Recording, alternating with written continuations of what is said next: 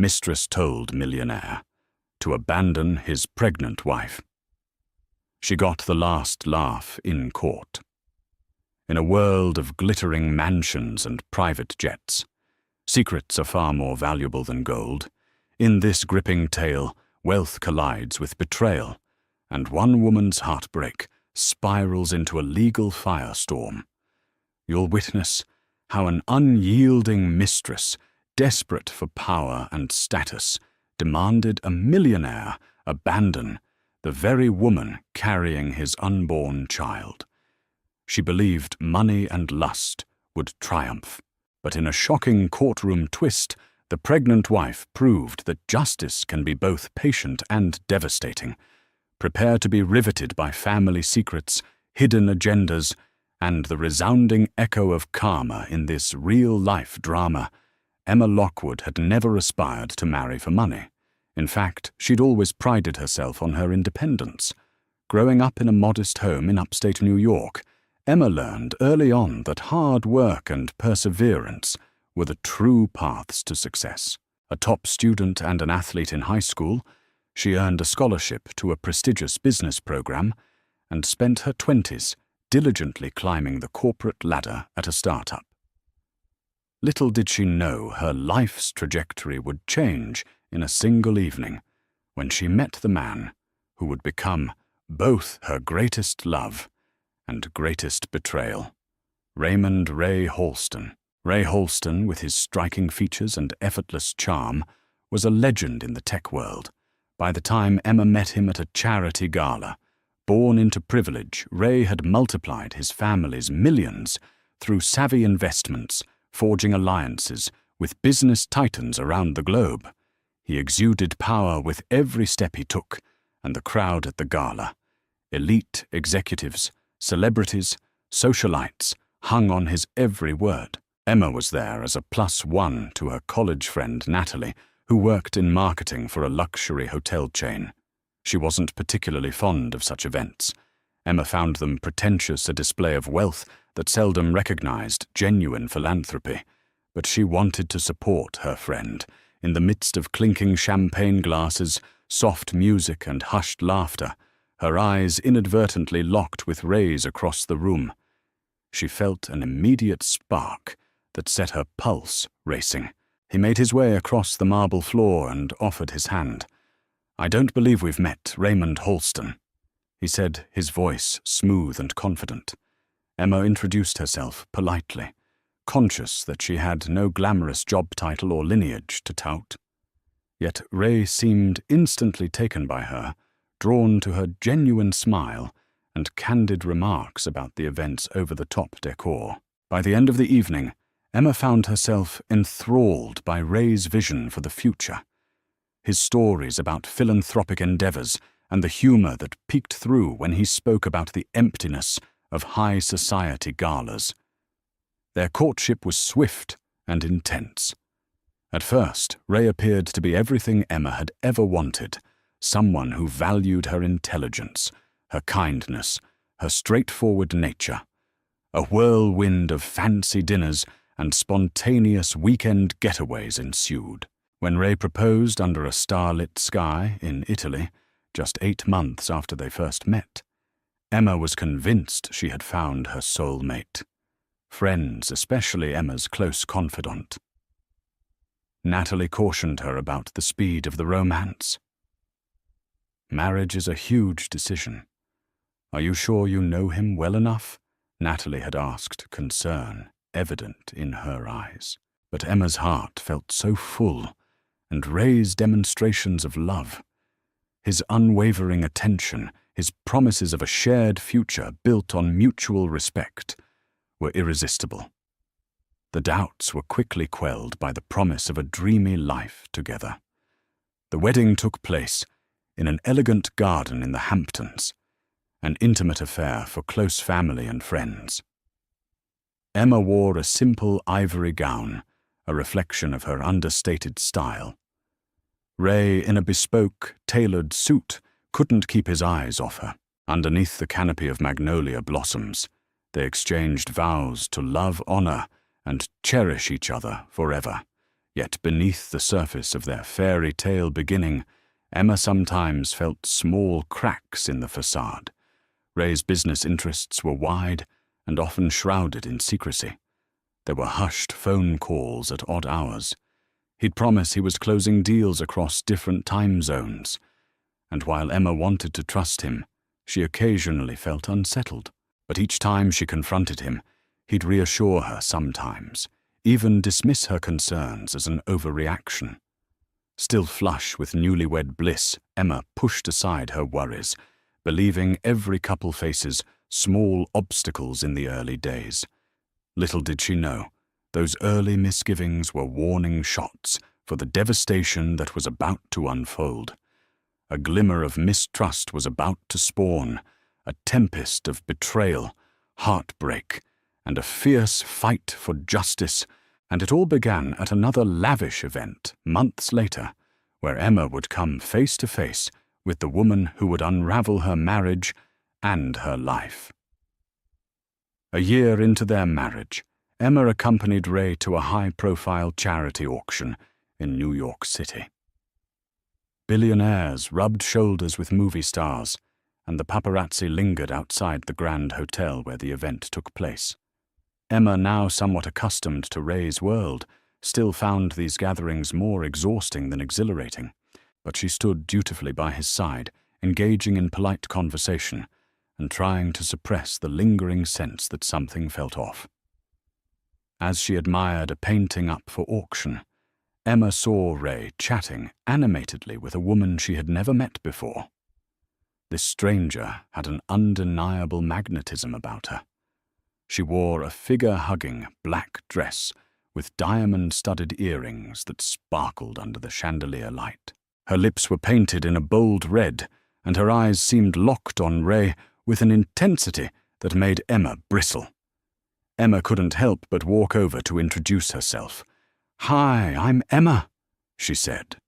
Offering a friendly smile, the woman turned slowly, her gaze flicking up and down Emma in barely disguised condescension.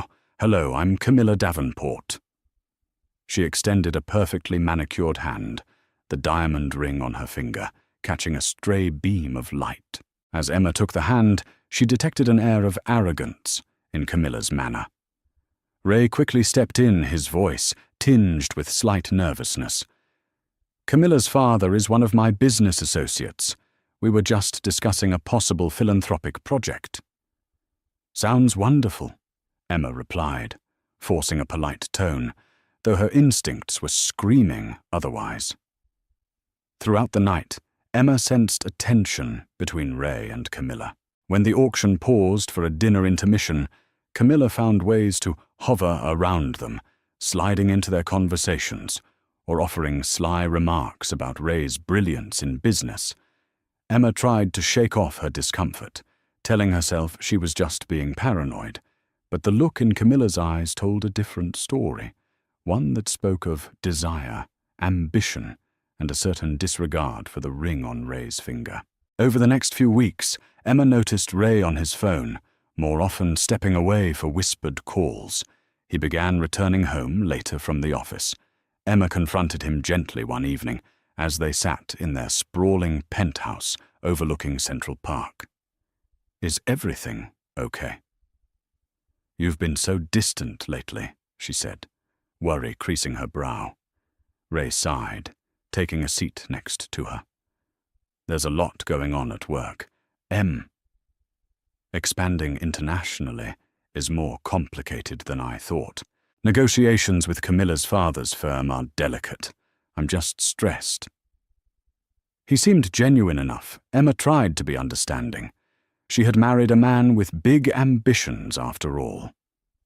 She resolved to give him space, not wanting to appear clingy or insecure. Yet she couldn't banish the image of Camilla's predatory glance from her mind. A month later, Emma began feeling fatigued, nauseous in the mornings, and unusually emotional. After a few days of these symptoms, a small voice inside her suggested she take a pregnancy test. She picked one up at a pharmacy in a quiet neighborhood, far from their home, not wanting the paparazzi or any eagle-eyed socialites to catch wind of her potential pregnancy before she could even confirm it. In the privacy of their luxurious bathroom, Emma stared at the test strip for what felt like an eternity. 2 pink lines. She was pregnant. Her heart pounded in her chest. She felt an overwhelming mix of joy, apprehension, and hope. She had always wanted children, but had hesitated to push the topic with Ray, fearing he'd want to wait. Finally, their family might be forming, and maybe this would bring them closer again. That evening, she tried to create a warm, intimate setting to break the news. She cooked a special meal, lit candles, and waited by the large windows for Ray to come home. But as the night wore on, Ray didn't show up. His phone went straight to voicemail. Around midnight, Emma began to worry something terrible had happened. It wasn't until after 2:00 a.m. that Ray walked in, disheveled, reeking of expensive scotch. Emma rushed to him, her anxiety flaring. "Ray, what's going on? Where were you?" "I tried calling," he stumbled, avoiding her eyes. "Business dinner ran late," he muttered, heading for the bedroom. Emma followed, torn between anger at his cavalier attitude and concern over his state. She remembered the pregnancy test in her nightstand drawer, waiting to be shared like a precious secret. But in that moment, something about Ray's demeanor made her hesitate. He wasn't in the right space to receive the news. "I have something important to tell you," she said gently. But he only offered a vague mumble, nearly passing out on the bed. Emma watched him sleep at hours, stinging her eyes. The joy she had felt earlier faded into confusion. She found herself wondering if she truly knew the man she had married. Even so, she clung to the hope that this baby might be the catalyst for a fresh start. She didn't want to believe that the cracks in her marriage were more than superficial. Unbeknownst to Emma, however, Camilla Davenport was busy orchestrating her own designs on Ray, and those designs involved erasing Emma from the picture entirely. As the days passed, events began spiraling out of control, laying the foundation for a devastating betrayal that would shake Emma's world. Emma woke the next morning to an empty bed. She found a note in the kitchen, scribbled in Ray's messy handwriting. "Had an early meeting, didn't want to wake you. Love you." She crumpled the paper in frustration. "Love you." The words felt hollow, a far cry from the devotion he once openly displayed. Determined not to let her anxieties overwhelm her, Emma scheduled an appointment with an obstetrician to confirm the pregnancy and ensure everything was progressing well. Dr. Florence Chung, a warm and empathetic physician, confirmed that Emma was about 8 weeks along and healthy. The news thrilled Emma, and she resolved to tell Ray that same night.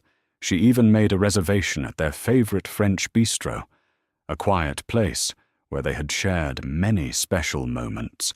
When she called Ray's office to inform him about the surprise dinner plan, his assistant put Emma on hold for nearly 10 minutes. Finally, she was told Ray was in a conference and couldn't be disturbed. Emma left a brief message requesting him to join her at 7 o'clock and that it was very important. 7 o'clock came and went, and there was no sign of Ray. By 8:30, Emma had asked the waiter for the check. Her untouched plate cleared away. She paid the bill and left the restaurant with a heavy heart. Her phone remained silent. Riding home in a taxi, she looked out at the city lights, tears threatening to spill. She fought them back. She was stronger than this. If Ray was becoming distant, then she needed to find out why. The next day she decided to drop by his office, unannounced. Located in a sleek Manhattan skyscraper, Halston Ventures occupied the top 3 floors. Emma had rarely visited, preferring to give Ray his space in his professional realm. But the tension in her gut told her she needed answers. She breezed past the reception area, ignoring the startled looks from staff. When she arrived at Ray's office, she found the door ajar. She could hear hushed voices, Ray's and someone else's. She recognized the second voice. Instantly, Camilla Emma's heart hammered in her chest as she listened, straining to pick up their conversation. She could make out only fragments. "Can't keep this up much longer," Ray said, sounding agitated. "Don't worry, darling. We'll figure out a way to deal with her." Camilla purred her voice, dripping with confidence. Emma's hand froze on the doorknob. Her breath caught in her throat. Who was Ray referring to? Maybe it wasn't about her. But the sinking feeling in her stomach told her otherwise. She forced herself to knock. The voices inside went silent. After a moment, Ray opened the door, his face a mask of surprise and slight panic. He attempted a warm greeting, but Emma's gaze flicked over his shoulder to see Camilla calmly perched on the edge of his mahogany desk, crossing her legs with a smug expression. "Emma, what are you doing here?" Ray asked, stepping in front of her line of sight. "I wanted to talk to you. You missed dinner last night," she said, her tone sharper than she intended.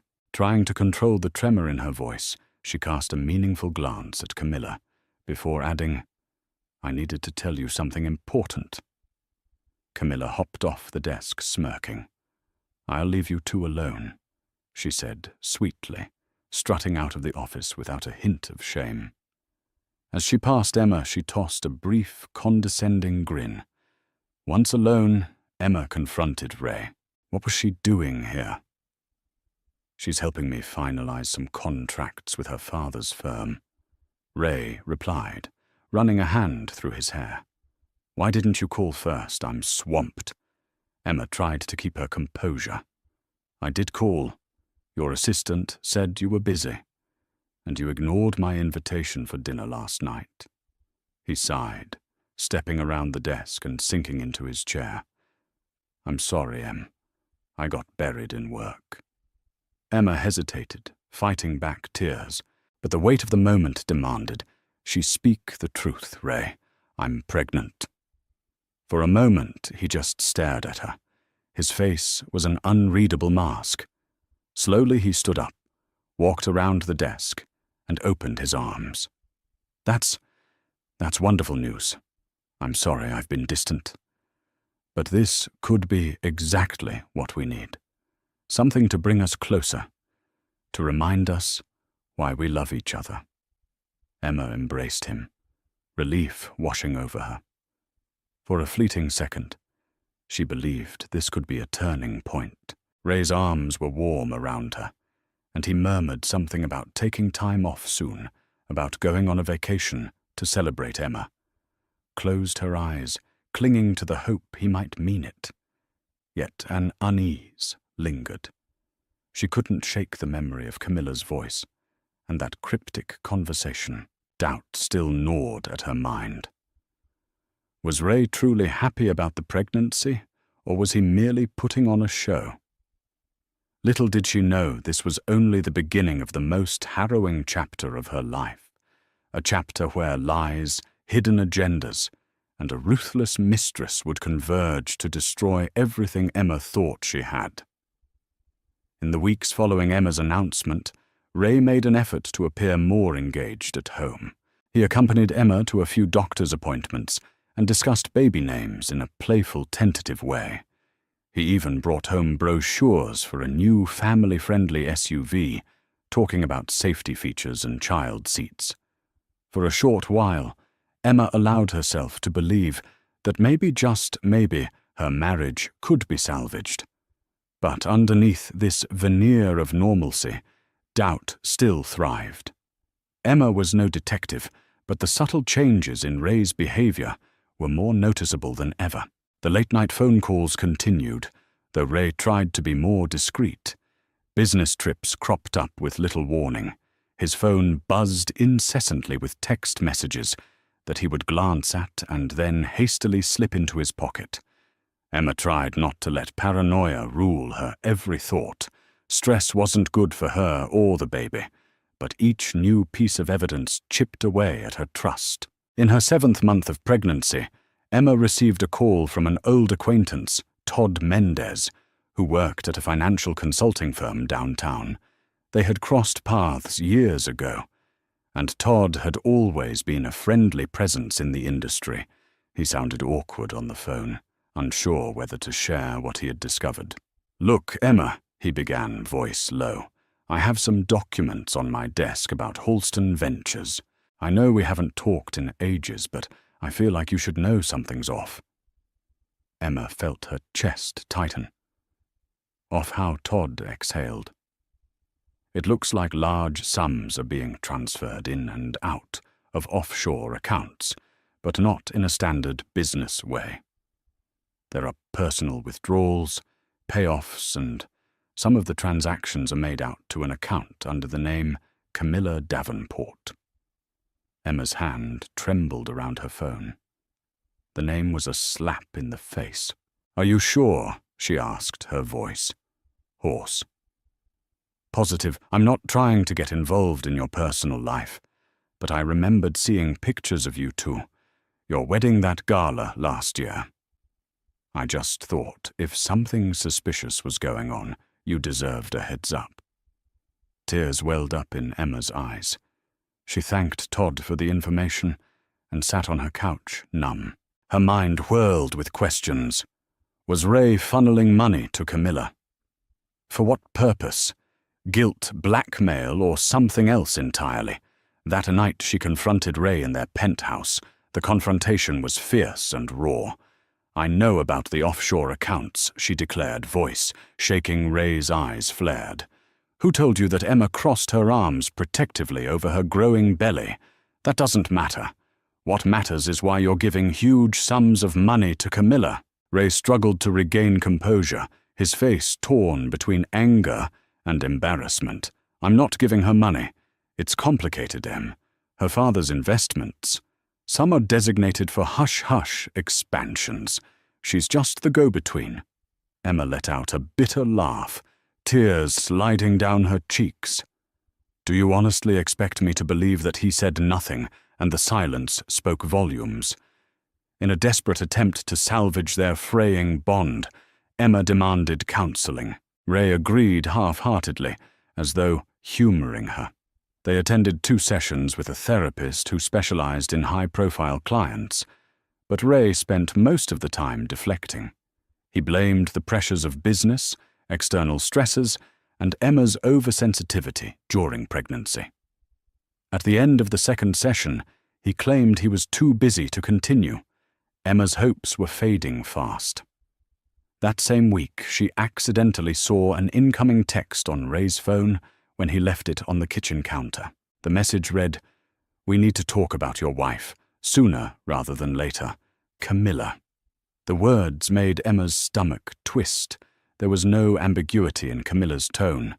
Determined to glean the truth, Emma decided to confront Camilla directly.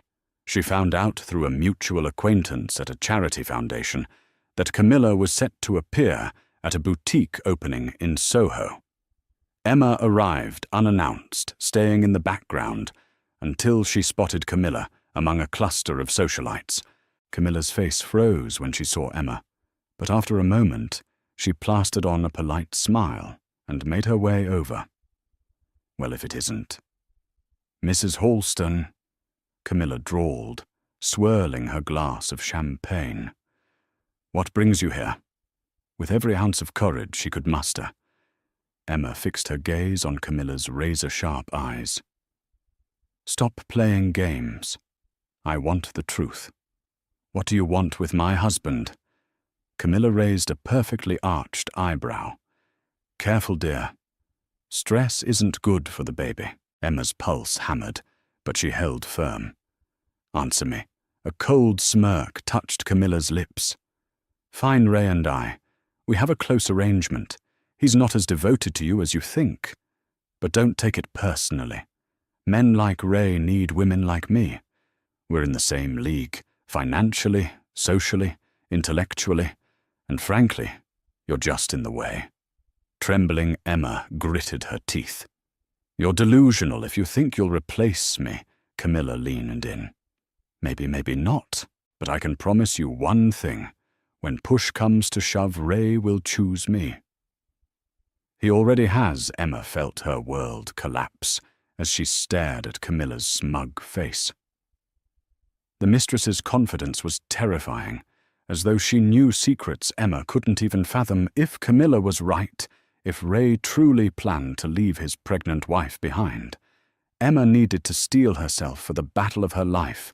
Little did either of them know that the day of reckoning would come in a courtroom, and the outcome would be more explosive than any of them could have imagined. As Emma's pregnancy entered its final weeks, Ray's deception emerged in full force. He came home one night, stumbling in the door after midnight. Emma, who had been struggling with insomnia, was awake, hands resting on her swollen belly. Instead of the usual excuses, Ray dropped a bombshell. "Emma, we need to talk," he said, his voice thick with alcohol and nerves. He slumped onto the couch across from her, unable to meet her eyes. A cold dread spread through Emma's limbs. "What is it?" He ran a hand through his disheveled hair, closing his eyes momentarily. "I've been thinking about our future. About this baby." Emma's heart pounded. "Go on," Ray exhaled heavily. "Things between us haven't been good. I love you, but I'm not sure we should stay together. We should consider a separation." She felt as though she had been punched in the stomach. "You want a divorce, is that it? You promised we'd work on us for the sake of the baby. You can't do this now. I know the timing is terrible," he muttered. "But the truth is, this marriage has been over for a while. It's time we accept that." Emma fought back, a sob. "Are you saying this because of her?" Ray's jaw tightened. For a split second, Emma caught a glimpse of guilt in his eyes, but then he steeled himself. "This has nothing to do with Camilla." He lied. "We've just grown apart." Emma, fury and heartbreak twisted in Emma's chest. She had tried to ignore the signals, to hold on to hope that Ray would find his way back to her. But here he was, casually suggesting they end their marriage just weeks before the birth of their child. "I won't agree to a separation until after the baby is born," Emma said, her voice trembling with anger. "I need stability, and you owe me that much." Ray looked relieved that she hadn't outright refused. "Fine. We can finalize everything after the baby arrives. I'll make sure you're well taken care of. Financially." Emma flinched at his choice of words, like she was another business transaction. She glared at him through teary eyes. "I never married you for money, Ray. But if you think you can walk away from your child, you're mistaken." He stood, avoiding her gaze. "We'll talk about custody arrangements, child support, whatever you need. But let's not do this now." Ray disappeared into the guest room, leaving Emma alone. She buried her face in her hands, tears streaming uncontrollably. How had they gone from a passionate, loving partnership to this cold, transactional arrangement? Her heart broke for her unborn child, who would enter the world amidst chaos and betrayal. A week later, the final blow came. Emma checked the mailbox and found a notice from Ray's lawyer indicating preliminary divorce papers had been drawn up.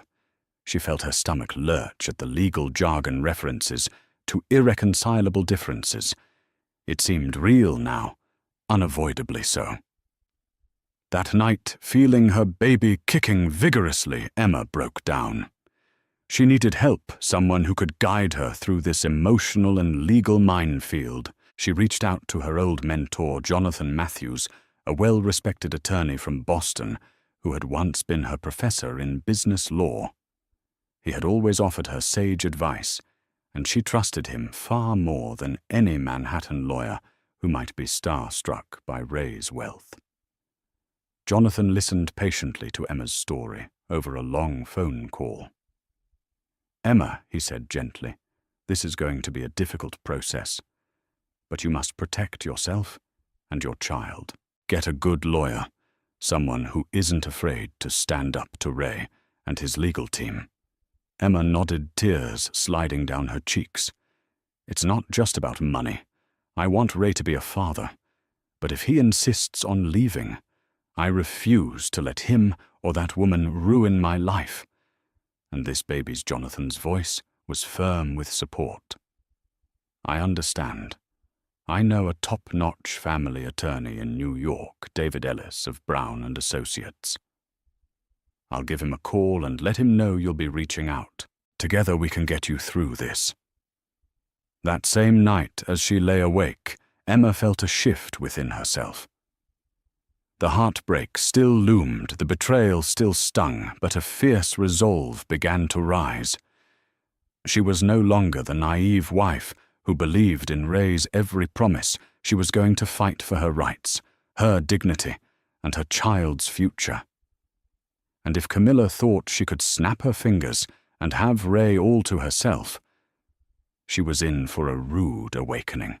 In the days leading up to Emma's due date, she met with David Ellis. The family attorney Jonathan Matthews had recommended David was a quiet, sharp-eyed man with a reputation for skillful negotiation and an iron will in the courtroom.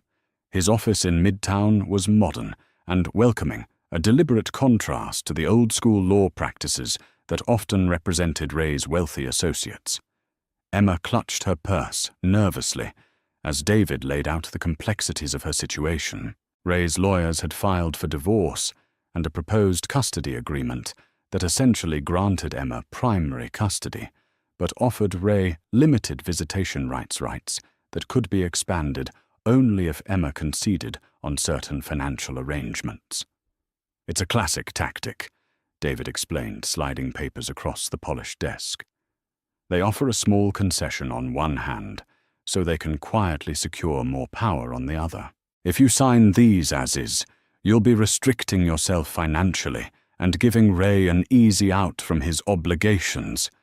Emma's nostrils flared. "That's unacceptable. He's the father of this baby. He can't just walk away." David nodded sympathetically. "We'll push back hard. We have evidence of marital misconduct, Ray's affair, financial improprieties, and potential breach of fiduciary responsibilities within the marriage. We can use these to negotiate a more equitable settlement or even drive the case to court if necessary." Emma swallowed hard. "I'm scared, David. This is going to be ugly, isn't it?" David leaned forward, his expression reassuring.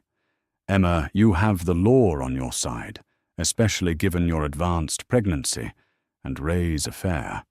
Judges generally show little mercy to spouses who abandon their pregnant partners. We'll be strategic, but you have to be ready for a fight." Emma exhaled, steeling herself. "I am." A few days later, Emma went into labor. Although Ray was listed as her emergency contact, he was nowhere to be found that day. Instead, Natalie, her best friend, rushed to the hospital and stayed by her side through 12 hours of painful contractions. Emma gave birth to a baby boy, Lucas James Halston, who arrived with a loud, healthy wail. As Emma held Lucas in her arms for the first time, all the turmoil momentarily melted away. She was a mother now, and the overwhelming love she felt for her newborn gave her a renewed sense of purpose. She was still in the hospital when Ray showed up reeking of cologne and wearing a forced smile. "I came as soon as I could," he said, though it was clear from his disheveled state and the redness in his eyes that he'd been out late, likely with Camilla. Emma cradled Lucas against her chest, her gaze icy. "Your son is here. Will you even care for him?" Ray tried to put on a show of affection, gingerly touching Lucas's tiny hand. "Of course I care. He's my son, Emma." let out a humorless laugh. "That didn't stop you from trying to divorce me before his birth." Ray's face hardened.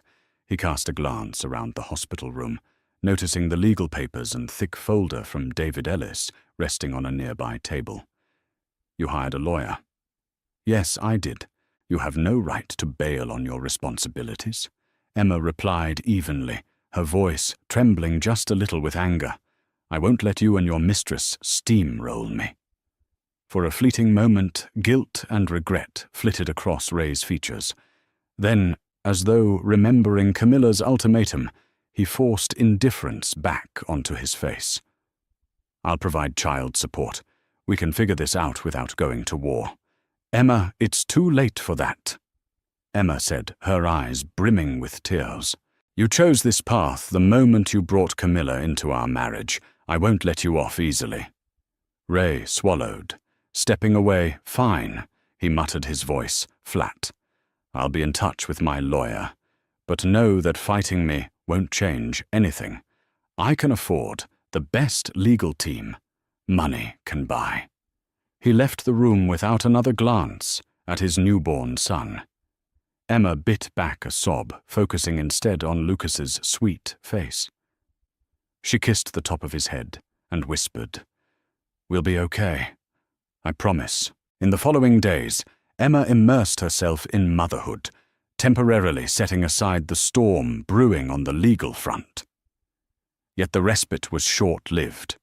Ray's legal team bombarded David Ellis with demands and pointed questions about Emma's mental health and her ability to care for the baby. They hinted at trying to reduce Emma's share of any settlement, subtly suggesting she was unfit, or that her emotional state after childbirth might hamper her parenting capabilities. David Ellis was unruffled, reassuring Emma that these were predictable tactics. He continued to build their case, collecting evidence of Ray's affair, the suspicious financial transfers and statements from friends who had witnessed Ray's neglect. Meanwhile, Emma learned that Camilla had been spotted flaunting a large diamond ring, further fueling rumors that she expected to become the new Mrs. Halston. Deep down, Emma felt a pang of pity. Camilla was so sure she'd won by luring Ray away. But Emma had a growing sense that the real victory would not be determined by money or social status. It would be settled in the court under the unwavering scrutiny of a judge, where facts and justice were meant to prevail. And when that day came, Emma vowed she would stand tall, not just for herself, but for her innocent son, who deserved better than a father consumed by greed and a mistress blinded by ambition. The divorce and custody hearing began on a crisp autumn morning in New York. Emma arrived early, wearing a simple black dress and holding Lucas in a soft blanket. Her parents had come down from upstate to support her. Seated in the gallery with anxious faces, Natalie clutched Emma's hand for a moment before they entered the courtroom. Whispering encouragement, Ray arrived minutes later, flanked by two high-priced attorneys. Camilla was conspicuously absent from the official proceedings. Though rumor had it, she was waiting outside, glancing at her phone and pacing. Perhaps she realized that flaunting her presence in the courtroom would only underscore the infidelity angle. Judge Miriam Holcomb, a formidable woman with a reputation for no-nonsense rulings, presided over the case. She had read through the preliminary filings, Emma's claims of marital misconduct, Ray's demands for a streamlined divorce, and the dispute over financial and custody arrangements. Her sharp eyes scanned the room before calling the session to order. Emma fought the urge to tremble as David Ellis presented her case. He spoke passionately about Ray's affair, the suspicious monetary transactions, and the emotional distress Emma had endured, especially during her pregnancy. He also highlighted Emma's readiness to co-parent, provided Ray stepped up to his responsibilities. Yet the main argument was that Ray had effectively abandoned his wife during a critical time which showcased reckless disregard for his family's well-being. Ray's lead attorney countered, painting Emma as a resentful spouse who, in their words, was using the newborn child to pressure an unreasonable settlement. They insisted Ray had provided for Emma throughout their marriage and was fully committed to supporting his child. They claimed that references to an affair were unsubstantiated, allegations, an attempt to tarnish Ray's reputation. The mention of financial improprieties was dismissed as business as usual for a global venture capitalist. Despite the defense's attempts, the tide turned when David Ellis introduced key exhibits, financial records that Todd Mendez had sent Emma emails and text messages revealing Ray's intimate communications with Camilla and statements from acquaintances who had seen Ray and Camilla together at private events. It was damning evidence that left Ray's team scrambling to downplay or dismiss its significance. At one point, Judge Holcomb leaned forward, eyebrows raised. "Holston, the evidence presented strongly suggests you were in an extramarital relationship with Miss Davenport. Do you deny this?" Ray cleared his throat, beads of sweat forming at his temple. He glanced at his attorney, who gave a subtle nod to comply. "Had a relationship with Miss Davenport. Yes," Ray mumbled, avoiding Emma's eyes. "But it only began after my marriage was already deteriorating." Judge Holcomb didn't look impressed. "An affair is an affair, mister. Holston, regardless of when you claim your marriage was deteriorating. The question now is whether you provided for Mrs. Holston and your child during this time, and whether you attempted to hide or misappropriate marital funds." Ray's attorney stepped in to assert that Ray had always planned to take care of Emma, financially, citing the settlement offer in the divorce papers. But David Ellis pounced on that point, emphasizing how the settlement was meager compared to Ray's vast assets, and how it restricted Emma's ability to seek further financial recourse in the future. The hearing adjourned for the day, with Emma feeling cautiously optimistic. The judge had seemed sympathetic. She addressed Emma directly before leaving the bench, acknowledging the challenges of late pregnancy and early motherhood amid legal turmoil. Emma nodded respectfully, grateful that at least someone in this process recognized her emotional struggle. Outside the courthouse, Emma navigated past reporters hungry for a salacious headline. She clutched Lucas protectively against her shoulder as cameras flashed. Ray and his attorneys hurried into a black SUV, ignoring the barrage of questions about Camilla. Natalie helped Emma into a waiting car. Emma's parents followed closely behind. As the vehicle pulled away, Emma caught sight of Camilla on the steps of the courthouse phone, to her ear glaring at Emma with undisguised hatred. No matter, Emma had walked into the battlefield, faced her estranged husband, and laid bare the truth. The fight was far from over, but her resolve was stronger than ever. Weeks of tense negotiations followed the initial hearing.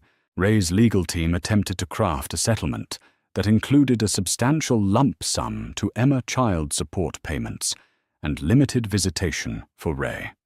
In exchange, Emma would sign a non-disclosure agreement preventing her from speaking publicly about the affair or Ray's business dealings.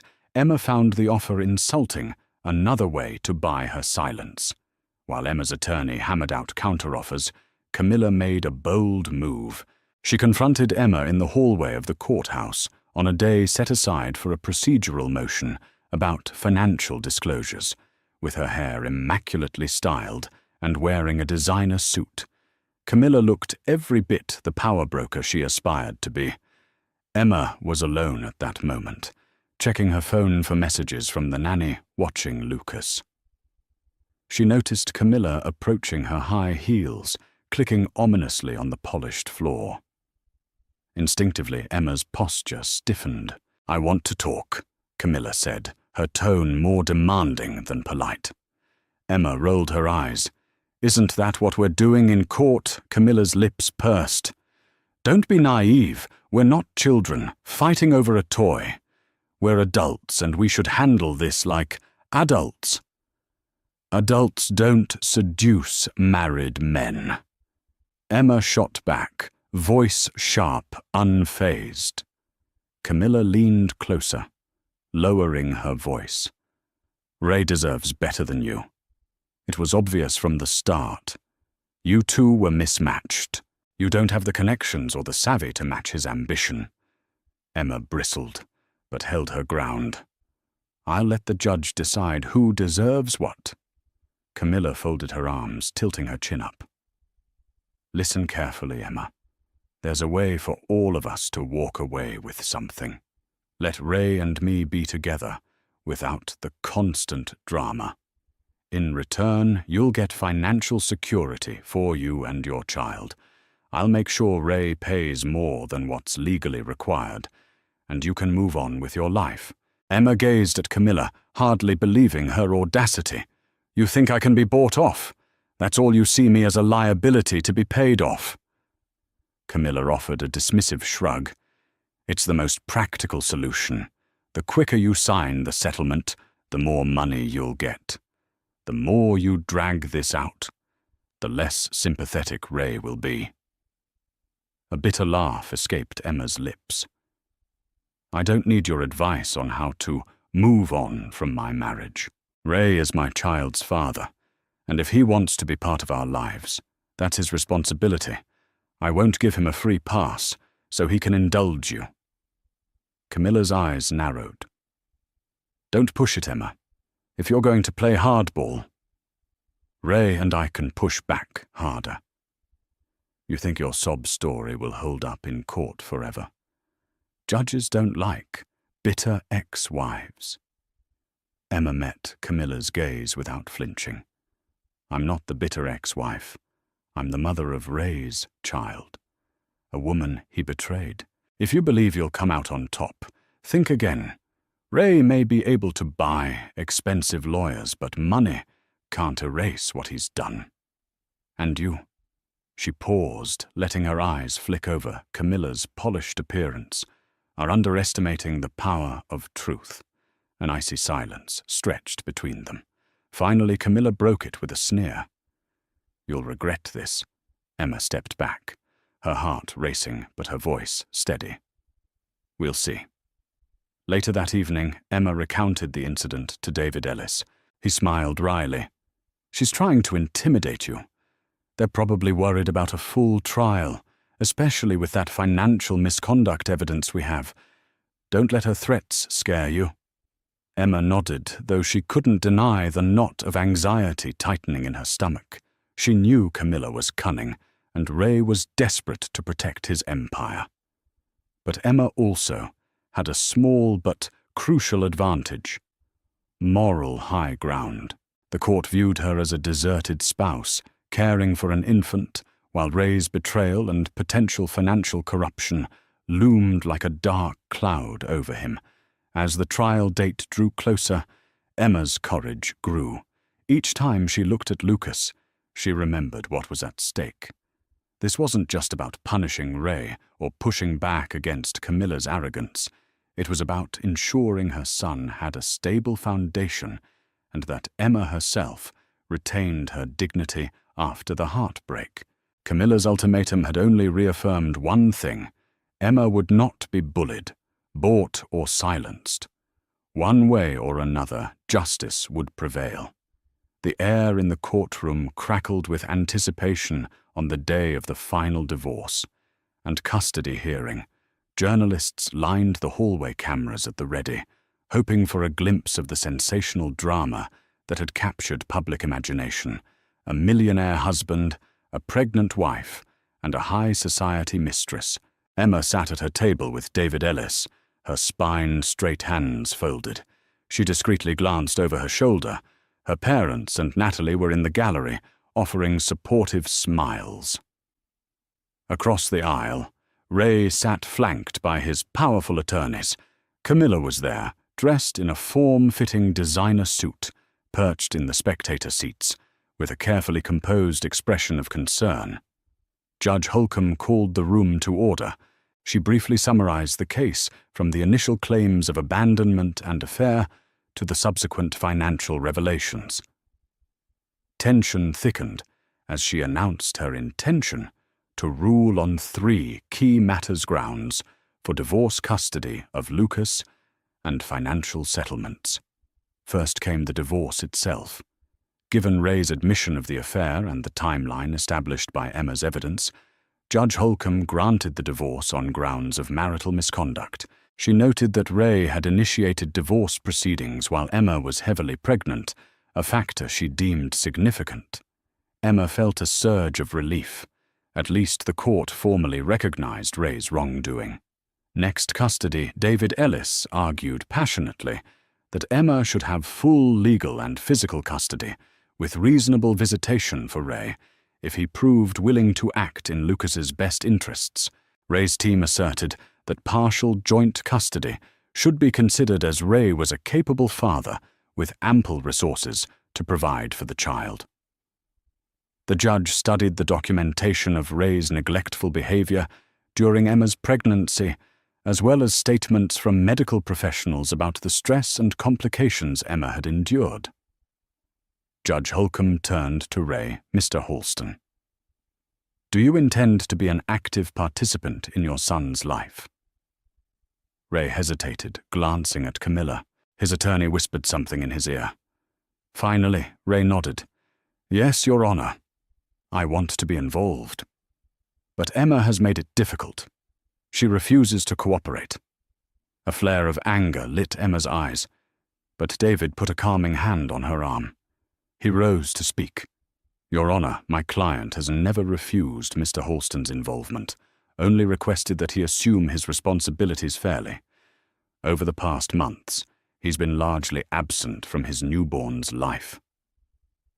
Judge Holcomb's gaze settled on Ray. "I find that your actions to date have demonstrated a lack of commitment.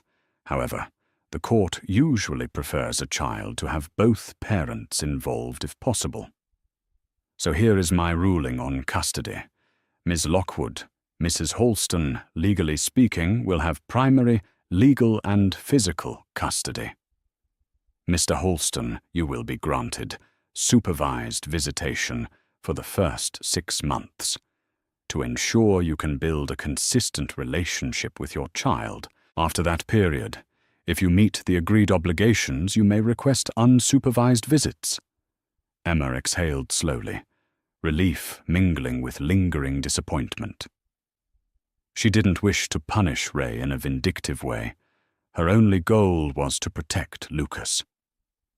Still, the judge's decision felt like a victory because it recognized Ray's shortcomings. Finally, the judge addressed the financial settlement. This was the moment that had Ray and Camilla on edge. Emma's attorney had presented evidence of Ray's questionable financial maneuvers, the offshore transfers, potential hidden assets and perks, lavishly extended to Camilla. While Emma was left in the dark, Ray's team argued that many of these transactions were legitimate business dealings. But the judge seemed skeptical. "I have reviewed the financial records thoroughly," Judge Holcomb began. "There is compelling evidence suggesting Mr. Halston used marital assets to finance personal expenses related to Miss Davenport. This constitutes financial misconduct. Additionally, his attempt to sideline Miss Lockwood, Mrs. Halston, who was dependent on him for certain financial matters, during pregnancy compounds the severity of this action." She continued, her expression unyielding. "I hereby award Halston a fair share of the marital estate, which is determined to be," she stated, a significant figure, one that dwarfed the initial settlement offer from Ray's legal team. Emma's breath caught in her throat, and a stunned murmur rippled through the courtroom. "Furthermore, Mr. Halston is ordered to pay monthly child support, calculated based on his high income bracket, and to cover Mrs. Halston's legal fees." A stifled gasp came from Camilla's seat. Ray's face turned pale. His attorneys exchanged tense glances. Judge Holcomb wasn't finished. Additionally, she said, "I will be issuing an injunction on certain Halston Ventures accounts, pending further investigation by financial authorities. If anything unlawful is discovered, Mr. Halston will face additional penalties." Emma's heart pounded with a mixture of relief, astonishment, and vindication. She had braced herself for a hard battle, but this outcome exceeded her hopes as Ray stood there silent, his gaze flickering to Camilla, who tried to maintain a composed exterior, but visibly trembled with fury. "All parties are dismissed." The judge concluded, gavel in hand. "I trust the best interests of the child will remain paramount moving forward." Outside the courtroom, reporters swarmed, microphones thrust forward. Emma, still feeling dazed, clutched Lucas, who was in a baby carrier, strapped to her chest. David Ellis deflected questions, guiding her toward a waiting car. She caught a glimpse of Ray, his face ashen, Camilla at his side, screaming into her phone as paparazzi snapped pictures the mistress had demanded Ray abandon his pregnant wife. But in the end, that very wife had emerged victorious, and the fallout for Ray and Camilla was only beginning. In the weeks following the court ruling, the aftermath was swift and harsh for Ray and Camilla. Media outlets feasted on the drama, casting Ray in the role of a philandering tycoon who had tried to cast aside his pregnant wife for a high society mistress. Overnight deals with certain conservative partners were cancelled or renegotiated. Stockholders in one of Ray's major ventures expressed public displeasure, and rumors circulated that the board of directors was contemplating removing him from certain leadership roles. Camilla, who once basked in the glow of paparazzi attention, found herself at the receiving end of scornful headlines and social media vitriol videos circulated of her storming out of exclusive parties, shouting at photographers to leave her alone. She realized that being Ray's mistress turned girlfriend was not the glamorous elevation she had anticipated. Instead, she was largely seen as a gold digger who cared nothing for the sanctity of marriage or the well-being of an unborn child. Emma, meanwhile, chose a different path. She retreated from the media frenzy, focusing on her baby and setting up a new life for them. With the settlement money, she purchased a modest but comfortable townhouse in Brooklyn. She hired a part-time nanny to help with Lucas while she explored resuming her career, perhaps consulting or launching her own small business. Friends and family rallied around her, celebrating not only her legal victory, but her newfound sense of empowerment. One chilly afternoon, Emma received an unexpected text from Ray Need to talk. "It's important." She stared at the message, debating whether to respond. Finally, she agreed to meet him at a nearby cafe in broad daylight, ensuring any confrontation would remain civil. She arrived first, ordering a latte and settling Lucas into a stroller beside her. Ray walked in his usually confident swagger, replaced by a subdued air. He sank into the chair across from Emma. "Thanks for meeting me," he began quietly. His eyes flickered to Lucas, who was cooing softly. Emma nodded curtly. "What is it?" Ray let out a tired sigh. "I wanted to apologize. Not sure that means much now. But I am sorry for how I treated you, especially during the pregnancy. I was blinded by," he broke off, searching for the right words. "By a lot of things." Emma studied him. He seemed genuinely remorseful, or at least worn down by the consequences of his actions. "It doesn't fix what happened," she said. "But I appreciate you saying it," he nodded. "I also wanted to say, I want to be a part of Lucas's life. The supervised visitation starts next week, right?" "Yes," Emma said. "We can work out a schedule. I'm not trying to keep him from you, but I expect you to be consistent, to put in the effort." Ray's gaze was distant, haunted. "I will. Also about Camilla, I'm ending it." His voice shook slightly. "She convinced me our relationship would be this fairy tale. But when things got tough, she turned on me." He gave a mirthless laugh. "And I suppose I deserve that," silence stretched between them. Emma finally asked. "Why tell me this?" Ray lowered his head. Life has crashed down around me, and I realized how many mistakes I made. I wanted you to know that I'm taking responsibility, and that I still want to support you and Lucas." Emma sipped her latte, measuring her words. "I think the best you can do is be a father to Lucas. Provide for him. Show up in his life and prove you can be steady. As for me, I've moved on." Ray nodded, sadness in his eyes. "I understand." They parted ways, quietly. Emma returned home, her emotions swirling. She hadn't expected Ray to cut ties with Camilla or offer such a subdued apology, yet she felt no urge to reunite. The betrayal had run too deep. At some point, love had morphed into heartbreak into resentment, and resentment into acceptance that it was over. As time passed, Ray did indeed show up for his scheduled visits, slowly earning Emma's trust in his role as a father.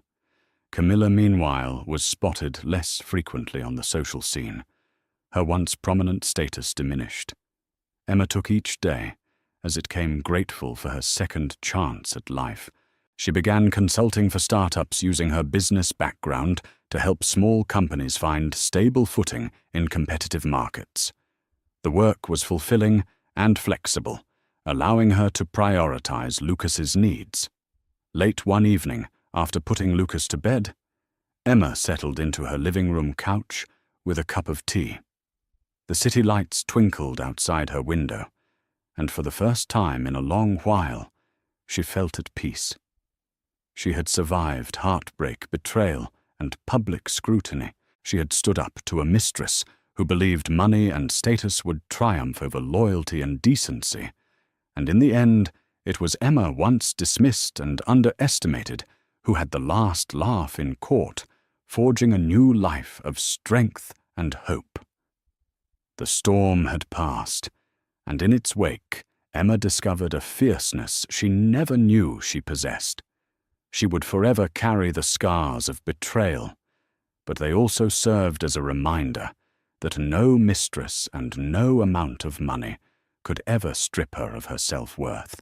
She was free now, and her future was hers to shape one day, one dream and one triumph at a time. Thank you for joining me on this roller coaster journey of heartbreak, betrayal, and sweet, sweet justice.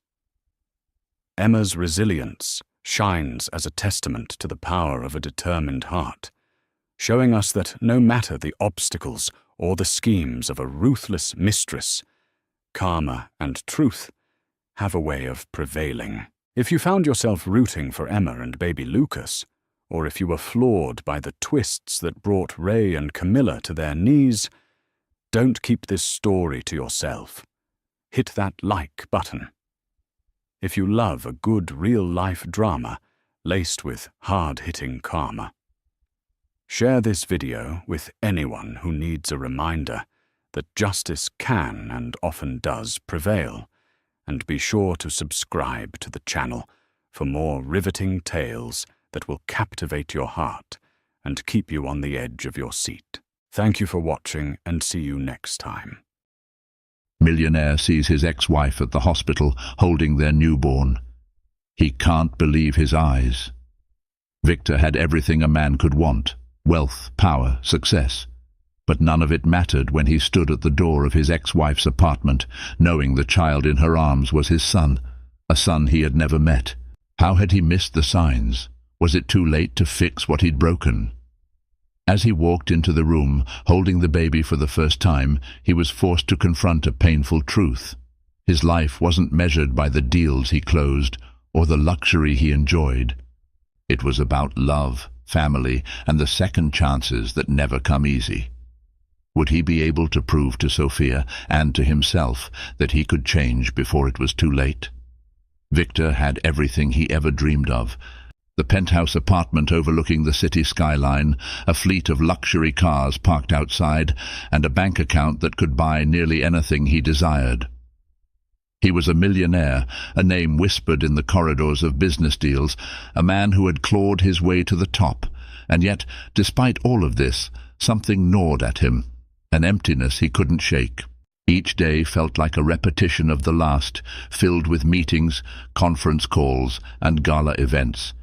He'd built his empire with one singular focus: success. He believed that if he achieved enough, if he amassed enough wealth and status, he would feel complete. But lately, he couldn't escape the feeling that someone, was missing. Victor sat in his office late one evening, staring out the glass window at the twinkling lights below. The city never seemed to stop, just like him. His phone buzzed on the desk, breaking the silence. It was a text from his assistant. "The meeting with the investors is rescheduled for 10 a.m. tomorrow." He sighed, his fingers hovering over the keyboard as he checked the calendar. More work. Another day of running in circles, chasing after the same fleeting goal.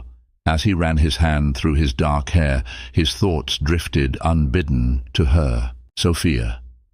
The woman who had once been his whole world. The woman whose laughter had filled their apartment with joy, whose presence had anchored him in ways he never fully appreciated.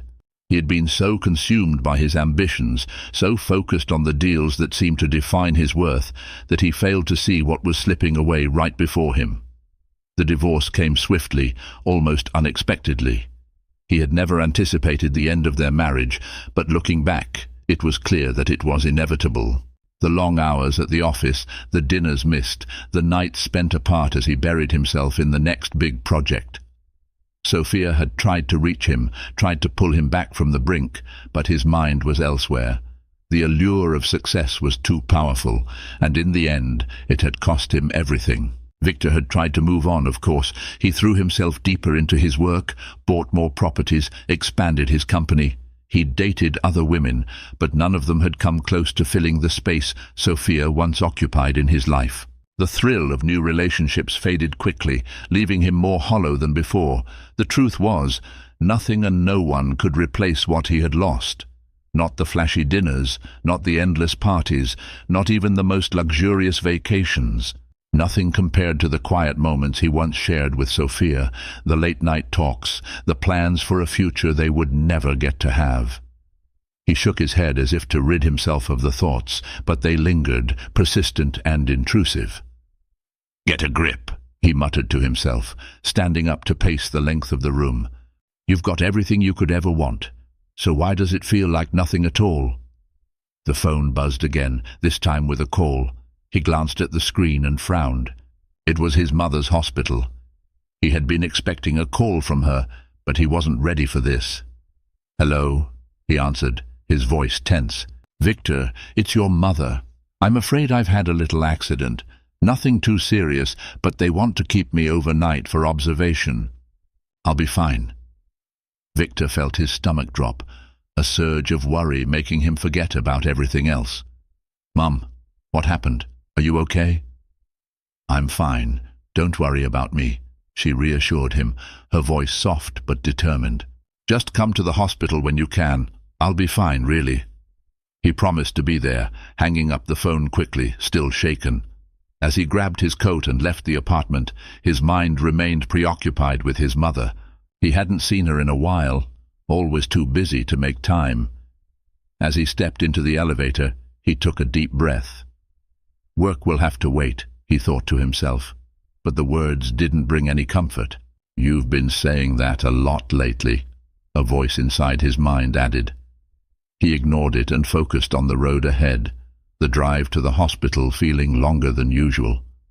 The hospital was bustling, the sterile air filled with the distant sounds of nurses and doctors. Victor made his way through the lobby, his footsteps quickening as he approached the front desk. "I'm here to see my mother, Elizabeth Porter. Is she in room 202? The receptionist nodded, handing him a visitor's pass. "Right down the hall, sir." Victor thanked her, walking quickly down the corridor. The moment he reached his mother's room, he stopped dead in his tracks. There, sitting by his mother's bedside, was Sophia. She looked exactly as he remembered, older, but the same serene beauty that had captivated him years ago. Her auburn hair, now slightly graying at the temples, framed her face softly. She was holding a baby in her arms, the small bundle wrapped in a pale blue blanket, Victor felt his heart skip a beat. His eyes widened, his breath catching in his throat. For a moment he didn't know how to react. He just stood there, frozen. Sophia turned her head, her eyes meeting his, and there was a brief flicker of surprise. But it quickly faded, replaced by something he couldn't quite read. "Victor," she said quietly, her voice calm but distant. He couldn't tear his gaze away from the child in her arms. The small face, the tiny hands curled into fists. It all felt surreal. His mind raced. "Is that my child?" Sophia smiled softly, the kind of smile that carried years of history between them. "This is our son," she said, her voice barely a whisper. Victor took a tentative step forward, his mind spinning. He could feel the weight of the moment pressing down on him. How had he missed this? How had he not known? The child in Sophia's arms was his. He was certain of it. But how had this all happened without him being there? I didn't know," he stammered, his words failing him. His mind scrambled for something to say, some way to explain the gaping hole in his heart that suddenly felt impossibly large.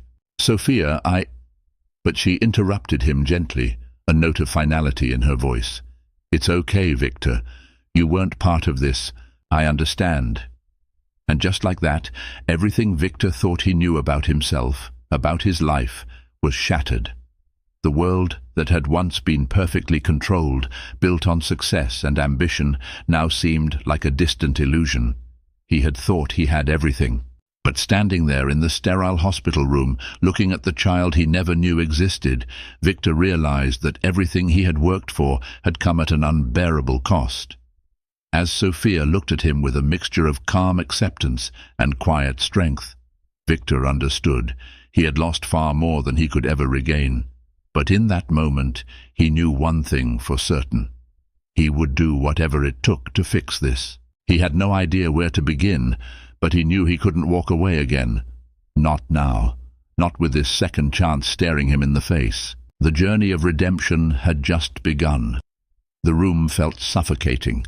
The quiet hum of the hospital, the soft rustling of the sheets, and the steady beeping of the machines all combined into a kind of stillness that seemed out of place. It was a world Victor had never truly noticed before, a world that, for all his success, had always been on the periphery of his life. Now it was inescapable. Victor took a few more tentative steps into the room, his eyes never leaving the baby, his son. His heart raced with a mixture of confusion, guilt, and an overwhelming need to connect, to understand what had happened. How had he been so blind? How had he let this moment slip away? Sophia was still sitting there, her gaze steady, unflinching. She wasn't angry, but the distance between them was palpable.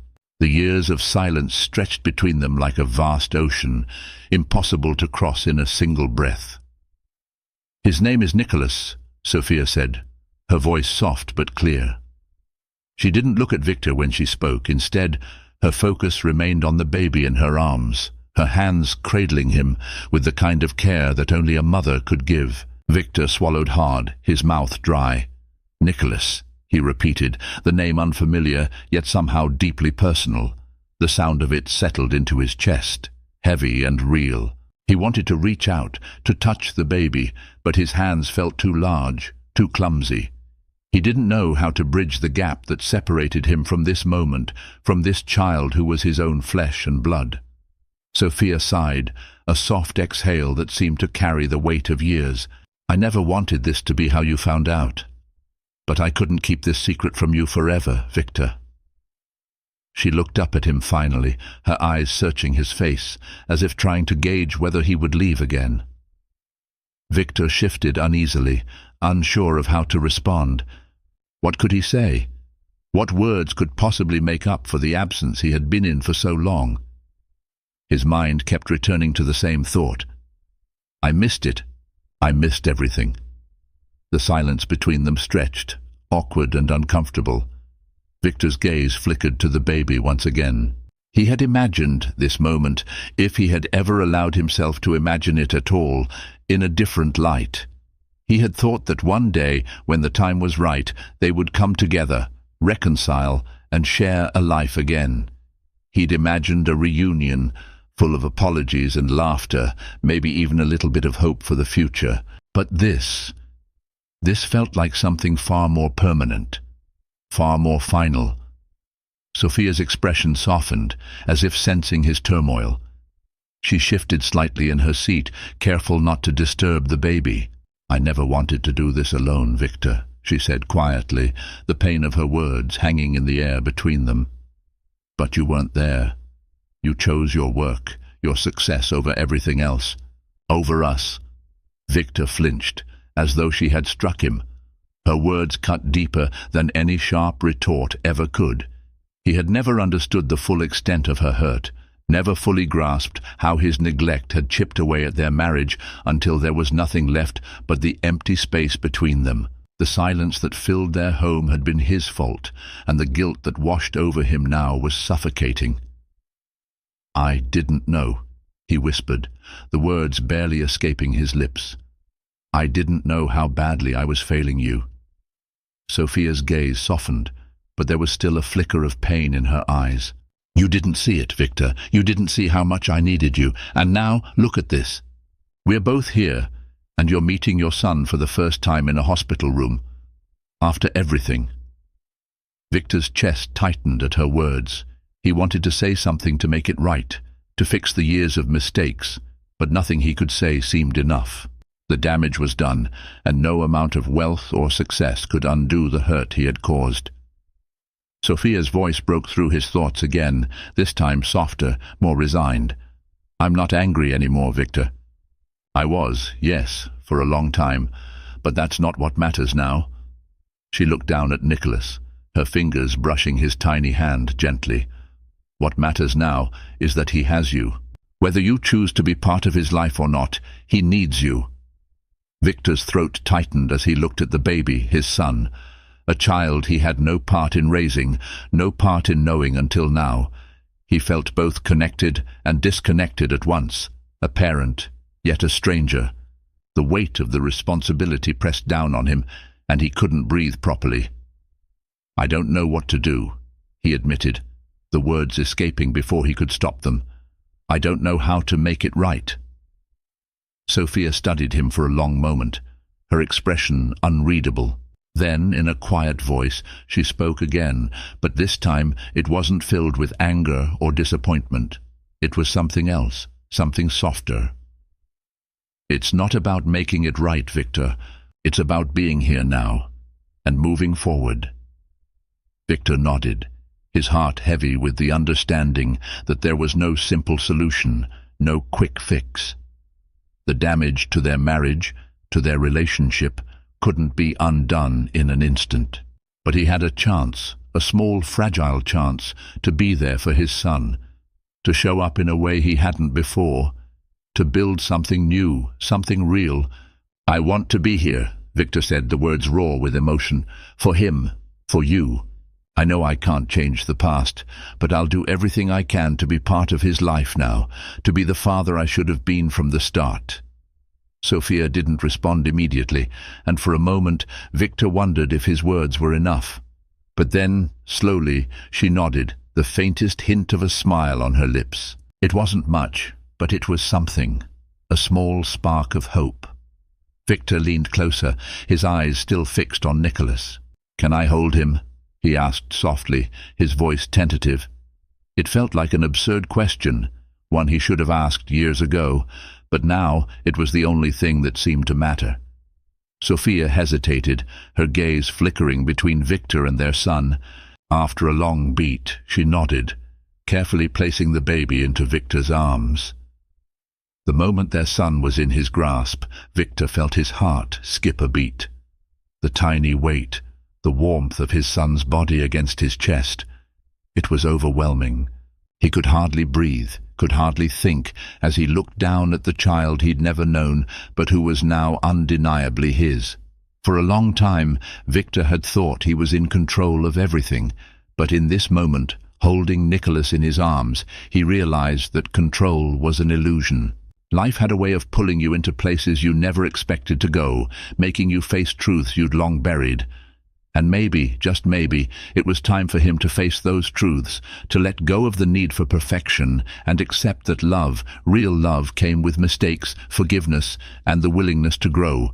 For the first time in a long time, Victor felt like he was exactly where he needed to be. Victor stood in the hospital room, cradling his son in his arms, but the weight of the moment was far heavier than any physical burden. He could feel the fragility of time, the years that had slipped through his fingers, and the silence that hung in the air between him and Sophia. It was as if they had both been suspended in this delicate moment, trapped by the ghosts of their past and the uncertainty of what the future could hold. He glanced down at Nicholas, the tiny life that now rested in his arms. The baby's soft breath and small, fluttering movements felt like a fragile tether pulling him back to the present, urging him to acknowledge what had been lost and what could still be saved. Victor wanted to say something, anything, to bridge the distance between him and Sophia, to make her believe that he was ready, that he understood. But the words seemed to elude him, tangled in a web of regret, guilt, and uncertainty. Sophia was sitting across from him, her arms folded, watching him carefully, her gaze unreadable. Her face was calm, but Victor could see the trace of something deeper, something he couldn't quite name. He knew that she was still holding back, guarding herself against the hurt and disappointment that had followed their separation. And why wouldn't she? She had been the one left behind, left to pick up the pieces of their broken relationship, left to face the harsh reality of raising their child alone. "How long?" Victor asked quietly, his voice barely above a whisper, his eyes still fixed on Nicholas. He didn't have to elaborate. Sophia knew what he meant. She sighed softly, her eyes softening as she looked at her son. "He's 3 months old," she said. "I found out about the pregnancy a little while after we separated. It wasn't easy, but I made a decision. I wasn't going to go back to you, Victor. I couldn't. I needed to be strong for him." Victor's chest tightened. 3 months. He had missed 3 precious months of his son's life, months that he would never get back. He couldn't change that. He couldn't undo the choices he had made, but hearing the pain in her voice, seeing the quiet strength in the way she spoke, made him realize just how much he had underestimated her, just how much he had taken her for granted. "Why didn't you tell me?"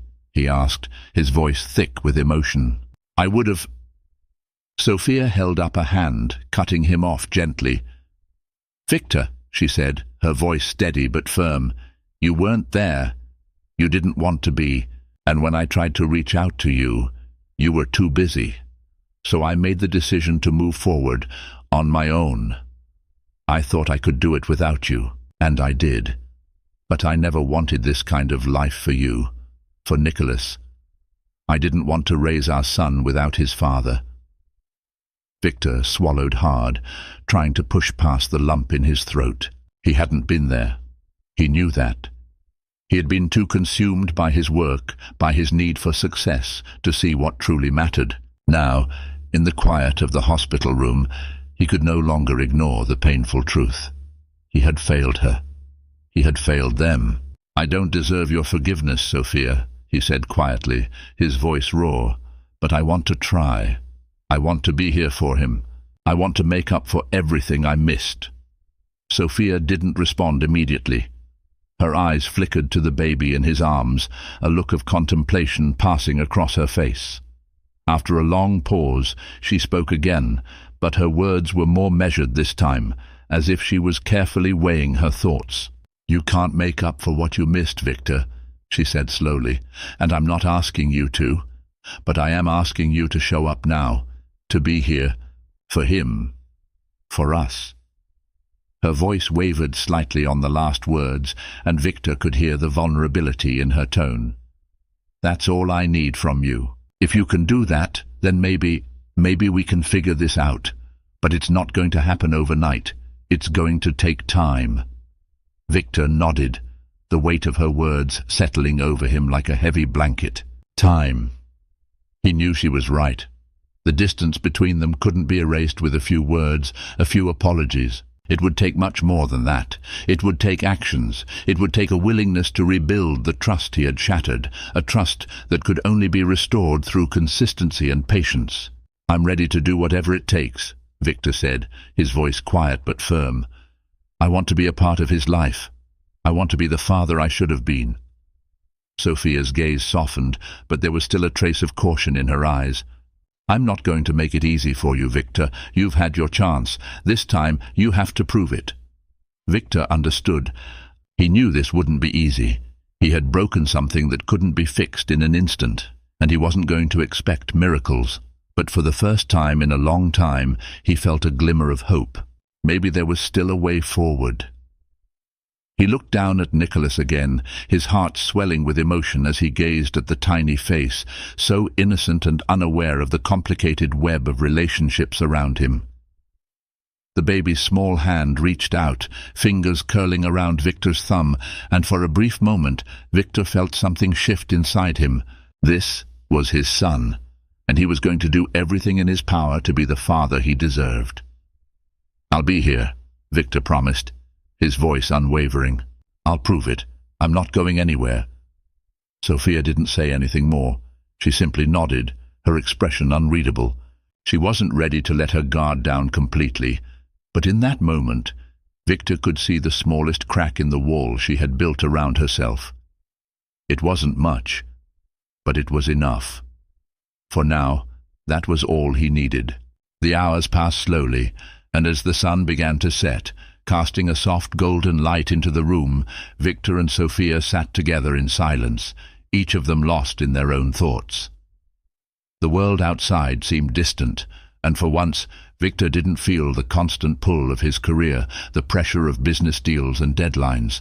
All that mattered in that moment was here, now, the fragile new life in his arms, and the woman who had once been his world. He didn't know what the future held, didn't know if he would ever be able to repair the deep fractures in their relationship, but he knew one thing for certain. He wasn't going to let this opportunity slip away.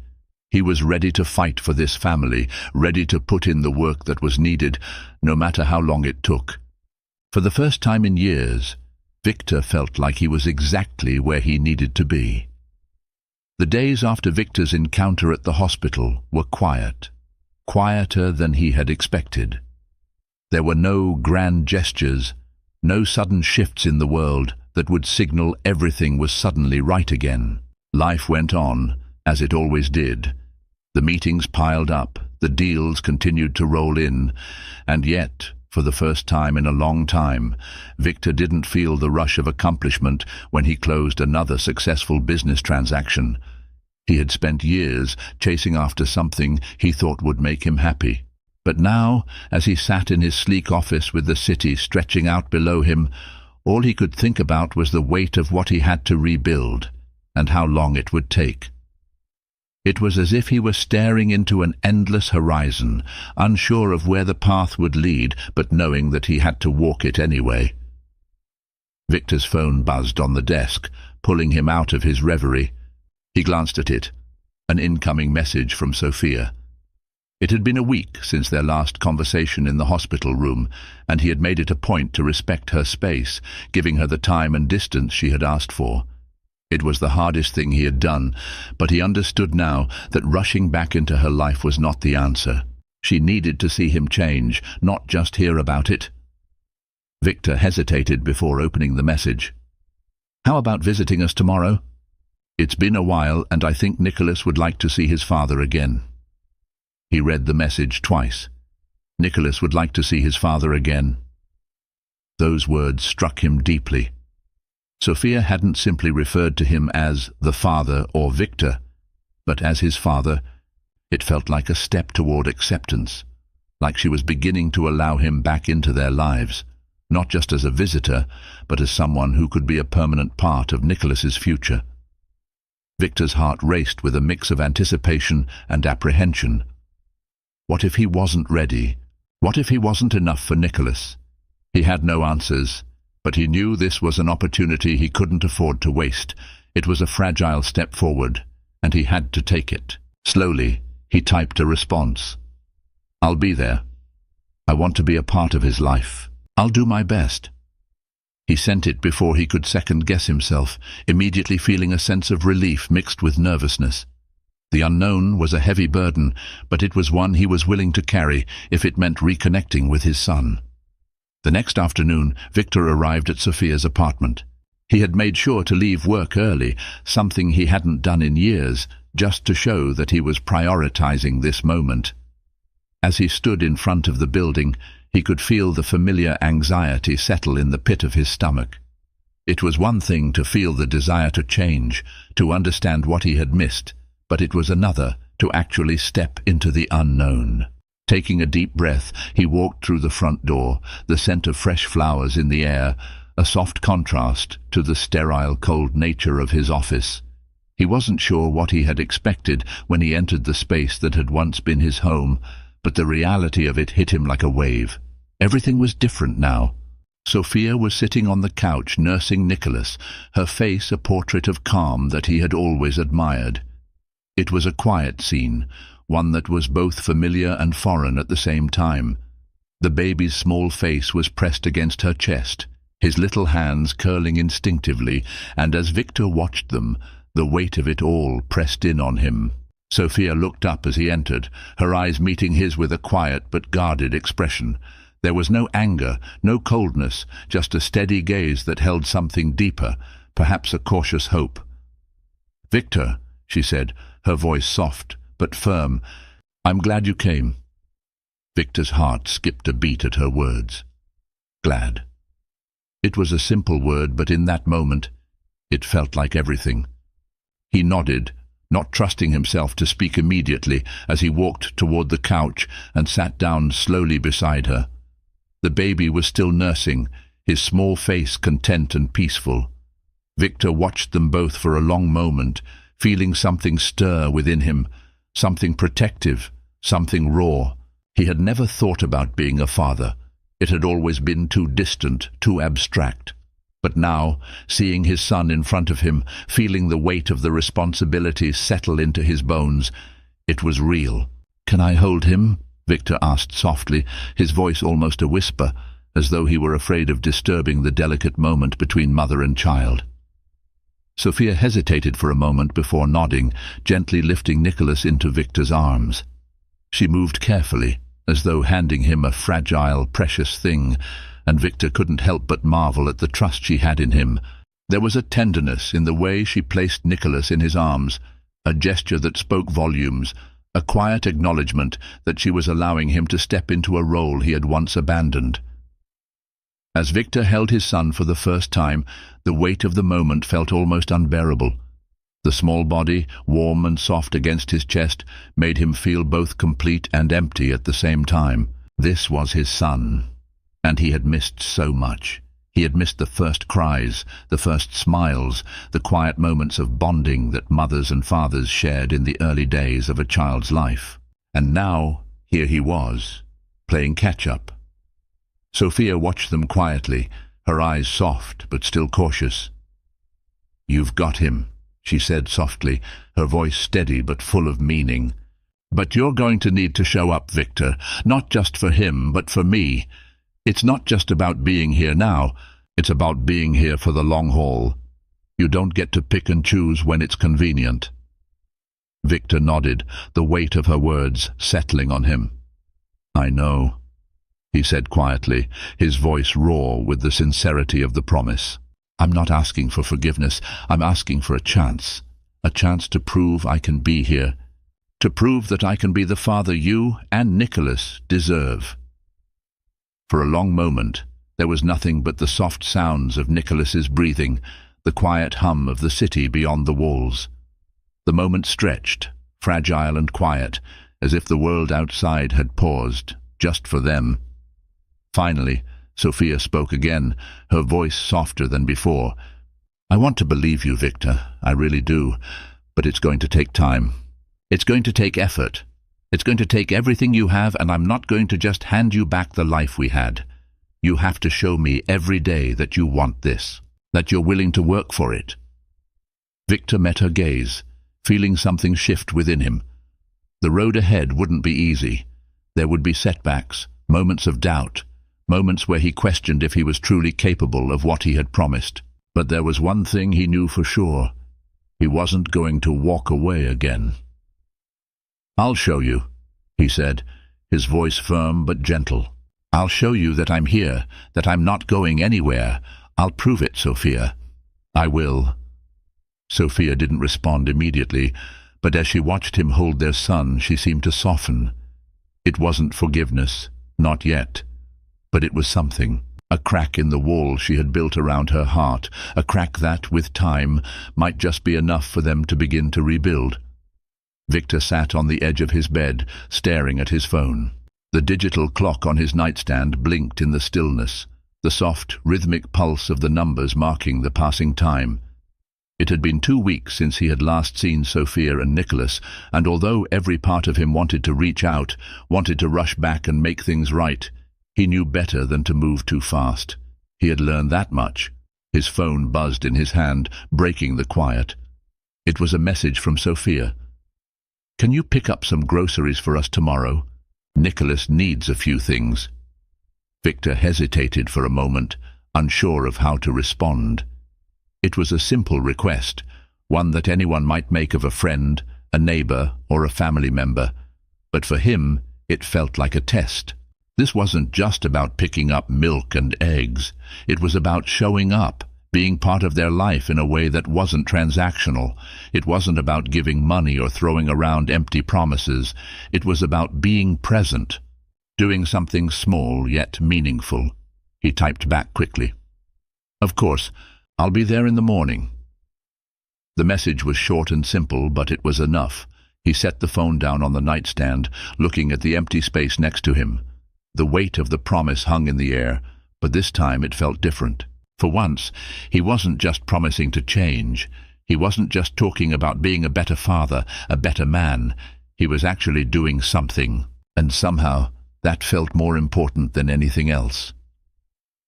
The next morning, Victor drove to the grocery store, the list Sophia had sent him in hand. The task was straightforward, but his mind was anything but clear. As he walked through the aisles, his thoughts turned inward, reflecting on what he had learned over the past few weeks. It wasn't just about the physical things he could provide, groceries, money, gifts. It was about time. Time was the real gift he had to offer. Time spent with Nicholas. Time spent with Sophia. Time spent showing them that he was present, that he was willing to give up the endless chase for success and focus on what truly mattered. But as simple as the task seemed, he couldn't help but wonder if he was enough. Was it enough to show up? Could time alone heal the rift between him and Sophia? He had so many questions, so many fears. He wasn't sure how to navigate the complicated web of emotions that had been tangled over the years. He picked up a carton of milk, but his hand lingered, a sense of hesitation creeping in. What if this wasn't enough? What if she expected more? What if Nicholas never saw him as a father? He shook his head and moved to the next aisle, trying to silence the thoughts in his head. He had to stop overthinking everything. He had to take it one step at a time. When Victor arrived at Sophia's apartment, it was quiet. The door was cracked open, and he pushed it gently, stepping inside. Sophia was sitting on the couch, her feet up, and Nicholas was lying beside her, kicking his legs in the air, cooing happily.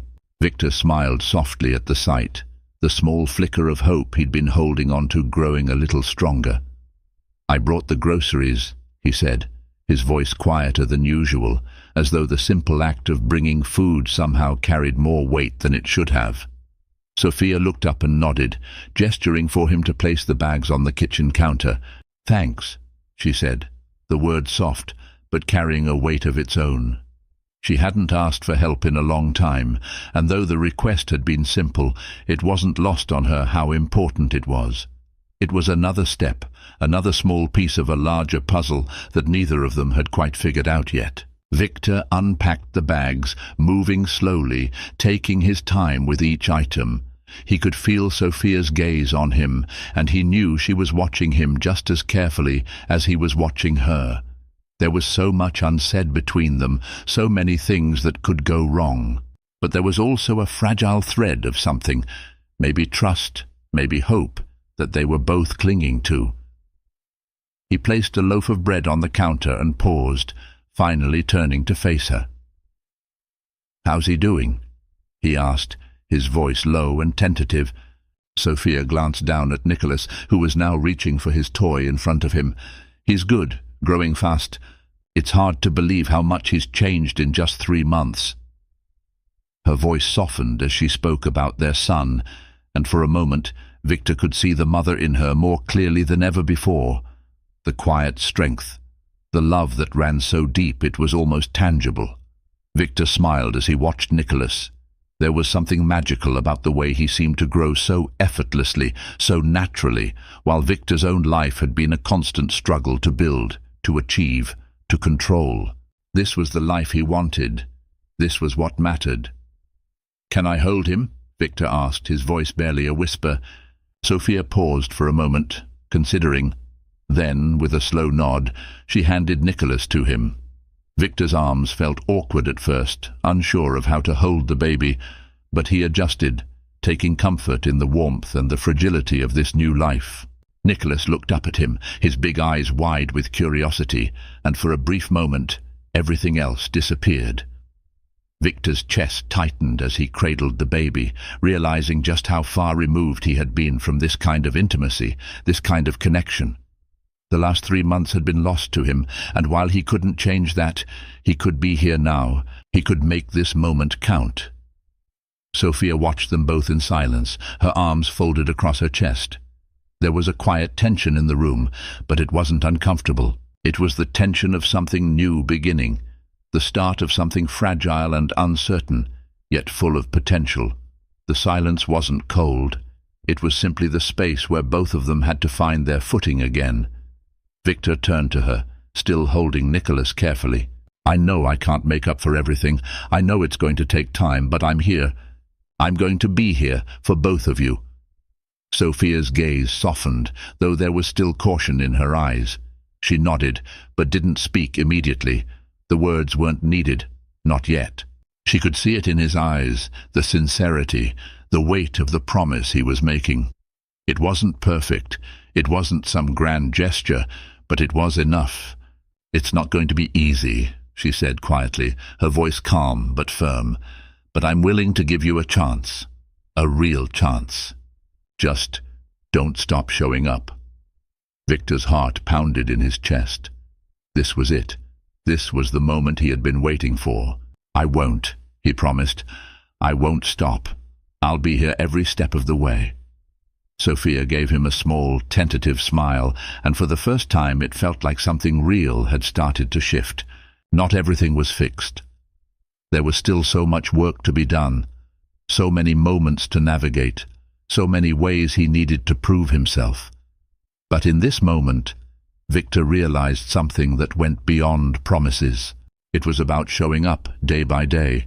It was about being present, about proving with actions, not just words, that he was ready for the responsibility that came with being a father. And for the first time, he felt like he might be able to do it. The weeks stretched on slowly, but with each passing day, Victor began to feel the weight of his new life more deeply. The time he had spent in the past, chasing after success, working late into the night, always striving for more, now felt like a distant memory. The business deals, the board meetings, and the luxury that had once been the core of his identity seemed increasingly hollow in comparison to the quiet, sometimes exhausting, but deeply fulfilling moments with Sophia and Nicholas. Each morning he woke up with a new sense of purpose. He no longer rushed to the office the moment the clock struck 7. Instead, he would make breakfast for Sophia, help with the small tasks that kept their home running, and spend time with Nicholas, holding him, playing with him, simply being present. It wasn't easy. There were moments when the old habits resurfaced, when the allure of success, of proving he was still someone in the world of business, would gnaw at him, urging him to return to his old life. But every time he felt that pull, he would look at Nicholas, his son, his flesh and blood, and the responsibility he had to be there for him. That was his true measure of success now. Sophia, too, was gradually softening. There were still moments when she withdrew, moments when the old walls would rise up between them. She wasn't ready to fully trust him again, and Victor didn't expect her to be. But with each small act of kindness, with each moment he showed up, he could feel her starting to let him in just a little more. The moments when they shared laughter, when they worked together to care for Nicholas, when they discussed their hopes and dreams for their future. Those moments felt like the rebuilding of something fragile, but real. They were like pieces of a puzzle that had been scattered for so long, but were now slowly being put back together. One evening, as they sat in the living room, Victor held Nicholas in his lap while Sophia read a book. The baby had recently learned to grab at objects, and as Victor held him, Nicholas reached out, tiny hands closing around his fingers. Victor looked at Sophia, his heart swelling with emotion. "I can't believe how much he's growing," he said softly, his voice a mixture of awe and disbelief. "It feels like I've missed so much already." Sophia looked up from her book, her eyes meeting his. There was no bitterness in her gaze anymore, just quiet understanding. "You're here now," she said, her voice gentle. "That's what matters." Victor nodded, but the words hung heavy in his chest. But is it enough? He had missed so much of their son's early life, his first words, his first steps, his first smiles. Could a father ever make up for that? Sophia seemed to sense his thoughts, and she set the book down, walking over to him. She gently placed her hand on his shoulder. "It's not about making up for the time you missed," she said softly. "It's about being here now. That's what counts." Victor closed his eyes, feeling the weight of her words. He had spent so long chasing after things that seemed important, thinking that success could fill the emptiness inside him. But it wasn't until he held Nicholas, until he spent real, quiet time with Sophia, that he realized what truly mattered. This, being present, being part of their lives, was the most important thing he could ever do. He looked up at her, his eyes filled with gratitude. "I'm here. I'm not going anywhere." Sophia smiled, a soft but genuine smile. "I believe you." A few weeks later, they went out for a walk in the park.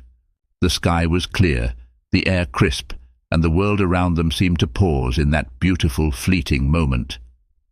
Victor pushed the stroller, Sophia walked beside him, and Nicholas cooed contentedly in the stroller, his small hands reaching out to the world around him. As they walked, Sophia spoke of things that were once unspoken, the things that had been buried under the weight of past mistakes. She talked about how hard it had been to raise Nicholas alone, the sleepless nights, the moments of doubt. She shared the fears she'd had for their future, the uncertainty that had plagued her when Victor had left. But as she spoke, Victor could hear the change in her voice. There was no longer the edge of bitterness, no longer the pain of abandonment. "I'm proud of you," she said, her voice quiet but firm. "You're really trying, and I see it. I see you trying to be the father you should have been." Victor stopped for a moment, looking at her. The words meant more than she could know. "Thank you," he whispered, his voice thick with emotion. "I'll keep trying. I'll never stop." As they continued their walk, hand in hand, Victor finally understood. It wasn't about erasing the past. It wasn't about undoing the mistakes he had made. It was about the present, about choosing to be there every single day for the people who mattered most. He had lost time, but he had also gained something far more valuable, a second chance, and he wasn't going to squander it. As the months passed, Victor continued to show up, to be present. There were still difficult moments, still times when doubt crept in, when he questioned if he was enough. But each time he looked at Nicholas and saw the future, a future that was his to shape. He began to understand what it meant to be a father, not through grand gestures or empty promises, but through small, consistent acts of love. Every time he held Nicholas, every time he helped Sophia with a task, every time they laughed together as a family, it was a step forward. And slowly, the walls between him and Sophia began to fade. They learned to communicate again, to understand each other in ways they hadn't before. They made plans for their future, talking about dreams that had once seemed impossible, dreams of a life that was no longer defined by success or failure, but by love and family. It was not a perfect story. There were no dramatic resolutions or sweeping changes, but it was a story of growth, of redemption, of second chances. And as Victor looked at his son, now a little older, laughing and playing in the yard, he realized that he had found something far greater than any business deal or accolade could ever give him. He had found a family. He had found a future. And that was enough. As Victor held his son, watching him grow and change each day, he realized that the life he had spent years building was nothing compared to the family he now had the chance to nurture. It wasn't going to be easy, and the road ahead was filled with uncertainty, but he was determined to show up every single day. He knew now that love and time were the real measures of success. If you enjoyed Victor's journey of redemption and second chances, don't forget to hit the subscribe button and turn on notifications, so you never miss a story about love, growth, and the power of change. Thank you for being part of this journey. Let's keep building this community together.